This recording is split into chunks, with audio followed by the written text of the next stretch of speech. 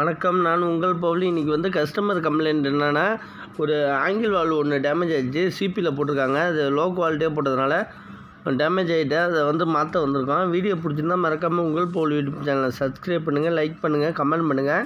உங்களுக்கு யூஸ்ஃபுல்லான வீடியோக்கள் நிறைய வரும். இந்த ஆங்கிள் வால்வு தான் உடஞ்சிட்டு இப்போ வந்து குச்சை வச்சு அடித்து வச்சுருக்காங்க. இந்த லோக்கல் ஆங்கிள் வால்வு போட்டிருக்காங்க. அது அலுமினியத்தில் போட்டதுனால பூத்து போயிருக்கு, தண்ணியில் பூத்து போயிருக்கு. இது டேமேஜ் ஆகி போய் கட்டாகி விழுந்துட்டு ஃபுல்லாக. இது வந்து வெஸ்டர்ன் டாய்லெட் டேங்க்கு போகிற தண்ணி. இப்போ வந்து இன்னும் இதில் பார்த்திங்கன்னா கனெக்ஷன் ஹவுஸில் பார்த்திங்கனாலே அது விரிஞ்சு போய் உடஞ்சிருக்காது. இப்போ பாதி பீஸு உள்ளார இருக்குது, பாதி பீஸு இதில் இருக்குது. இப்போ இந்த இது கிராக் ஆகிட்டு பாருங்கள். திரும்பி நம்ம டைட் வச்சு ஏதாவது லூஸாக லீக்கேஜ் ஆக ஆரம்பிச்சுன்னா நம்ம கனெக்ஷன் ஹவுஸோட செட்டாக மாற்றிடலாம். இது ரிமூவ் பண்ண தேவையில்லை நம்மளுக்கு. இதில் மட்டும் இருக்குது. இது வந்து நல்லா பிடிச்சிருக்கும். நம்ம மற்ற பீஸாக இருந்தால் இதேமாரி கம்பெனி வந்து பிராண்டு வந்து கம்ப்ளைண்ட் நிறைய வருது.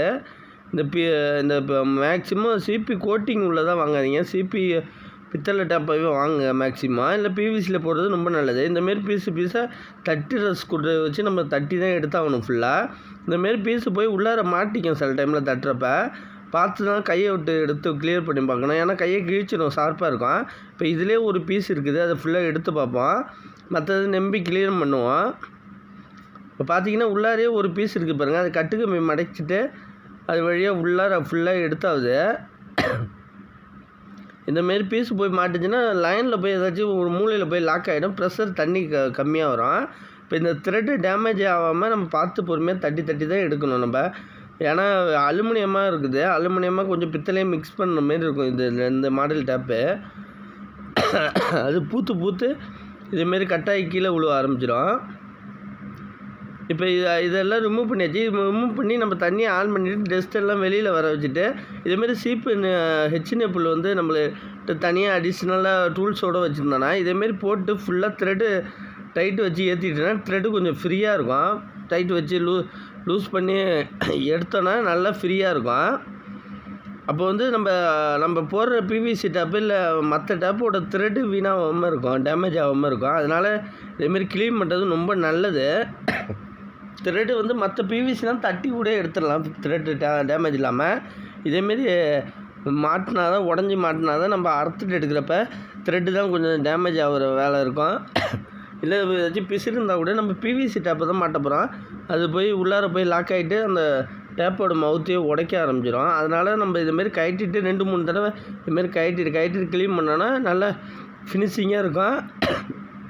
நம்ம வந்து ஈஸியாக மாட்டுறதுக்கு ஈஸியாக இருக்கும். இப்போ க்ளீன் பண்ணியாச்சு, ஃபுல்லாக க்ளீன் ஆகிட்டு ஒரு தடவை தண்ணியை ஓப்பன் பண்ணிட்டு டஸ்ட்டெல்லாம் எடுத்த பிறகு நம்ம டேப் மாட்ட ஆரம்பிச்சிடலாம். இப்போ ஃபுல்லாக க்ளீன் க்ளீன் பண்ணிவிட்டு டஸ்ட்டெல்லாம் எடுத்தாச்சு ஃபுல்லாக இப்போ போயிட்டு த்ரெட்டு நல்லா தெரியுது பாருங்கள். இப்போ கரெக்டாக எந்த த்ரெட்டு டேமேஜ் ஆகலை. இது வந்து கொஞ்சம் சேஃப்டியாக பார்த்து செய்யணும். ஏன்னா கன்சிலில் இருக்குது. இது ப்ரைடு வந்து கம்பெனி வந்து ஆங்கிள் வால்வு பிவிசியில் போட வைக்க சொல்லியிருக்காங்க. பிவிசியில் வாங்கிட்டு வந்துன்னா அந்த த்ரெட்டு ஏற்றிப்போம். எந்த அளவுக்கு ஏறுதோ, ஏன்னா அதில் லாங்காக கொடுப்பாங்க. எந்த அளவுக்கு வேணுமோ நம்ம கட் பண்ணிக்கலாம். நம்ம நார்மலாக ஏற்றி பார்ப்போம், ஃப்ரீயாக ஏறுது. எந்த அளவுக்கு போய் மோதி நிற்கிதுன்னு பார்த்துட்டு அதை வந்து நம்ம கட் பண்ணிவிட்டு அந்த அளவுக்கு ஸ்டெப்பு கொடுத்துருக்காங்க பாருங்கள். அது வரைக்கும் கூட கட் பண்ணிவிட்டு போட்டால் நம்மளுக்கு நல்லது. இப்போ இந்த ஸ்டெப்போடு கட் பண்ணிப்போம். நம்ம அந்த அளவுக்கு தான் தேவைப்படுது நம்மளுக்கு.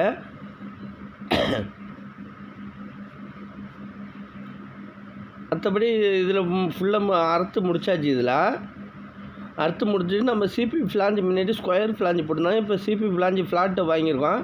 அதோட கொஞ்சம் டஃப்லான் டப் அடிச்சுட்டு ஃபுல்லாக கையாலே டைட்டு வைக்க ரொம்ப நல்லது. இது ரெஞ்சு தான் தேவையில்லை, கை டைட்டு ஃபுல்லாக இருக்கும், கரெக்டாக இருக்கும்.